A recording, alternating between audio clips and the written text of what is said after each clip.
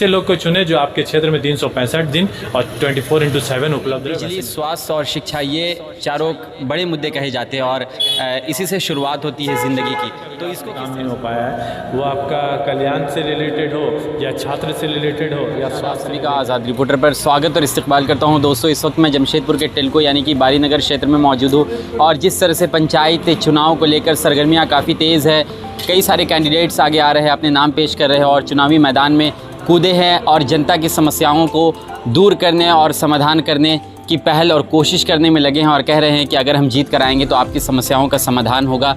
लेकिन इसी बीच कई सारे ऐसे कैंडिडेट्स भी हैं जो ये कह रहे हैं कि हमने पूर्व में कई सारे काम किए हैं और उस बिना पर जनता हमें चुनेगी और चुन कर लेकर आएगी, चाहे वो ज़िला परिषद के तौर पर हो या फिर मुखिया के तौर पर हो या फिर वार्ड मेंबर के तौर पर हो या फिर पंचायत समिति के तौर पर हो। फ़िलहाल मैं जिस कैंडिडेट के साथ मैं खड़ा हूँ, इनका नाम मोहम्मद सरफराज है। ये जमशेदपुर के टेल्को बारीनगर क्षेत्र से आते हैं और क्रम संख्या 5 है इनका। और साथ ही आपको बता दें कि ज़िला परिषद के पद पर ये चुनाव लड़ रहे हैं। सबसे पहले क्या कहना चाहेंगे आप, किन मुद्दों पर चुनाव लड़ने जा रहे हैं? चुनाव निश्चित ही विकास के मुद्दे पर लड़ा जाएगा, जो कि पूर्व में जो यहाँ की जिला परिषद सदस्य थी गोविंदपुर से थी, नाम लेना उचित नहीं है, उन्होंने 5 साल में कुछ भी विकास का काम इस क्षेत्र में नहीं किया है। इनफैक्ट आप ये कह सकते हैं कि 5 साल में उन्हें सिर्फ एक ही बार देखा गया, वो है इलेक्शन से पहले जब हाथ जोड़ के वो वोट मांगने आई थी। उसके बाद उनके द्वारा किसी तरह का कोई विकास का काम हमारे पंचायत में और हमारे पूरे क्षेत्र में जो 7 पंचायत आता है हमारे निर्वाचन क्षेत्र में, उसमें विकास का काम नहीं हुआ। इसलिए जनता उससे अच्छी खासी नाराज़ थी, उन्हें इस चीज़ का आभास था। इसी वजह से उन्होंने अपना कदम पीछे टान लिया और इस बार वो चुनाव मैदान में नहीं कूदी।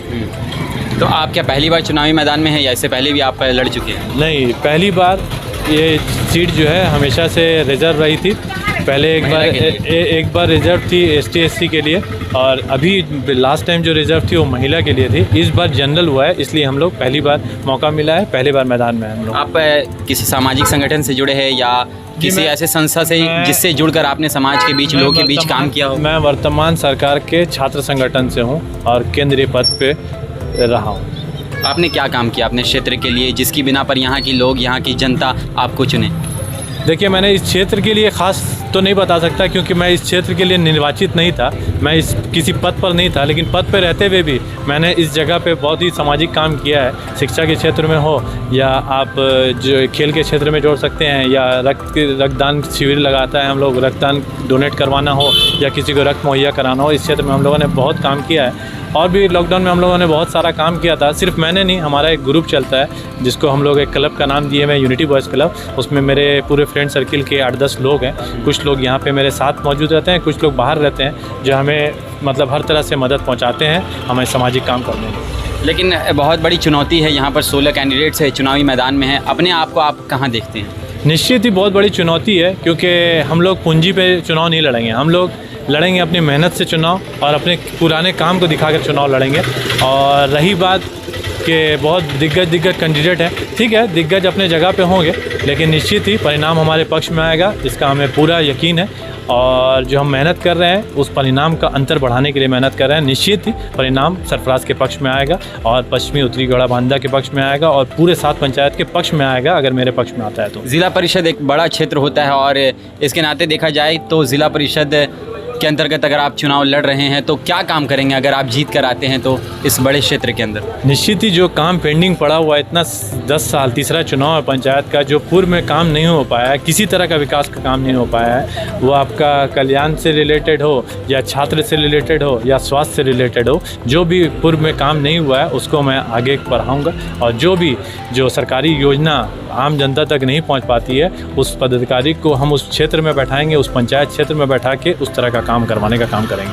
पानी, बिजली, स्वास्थ्य और शिक्षा, ये चारों बड़े मुद्दे कहे जाते हैं और इसी से शुरुआत होती है ज़िंदगी की। तो इसको किस तरह से देखते हैं और इसको दूर करने में कितना सक्षम साबित होंगे अगर आप जीत कर आएंगे तो?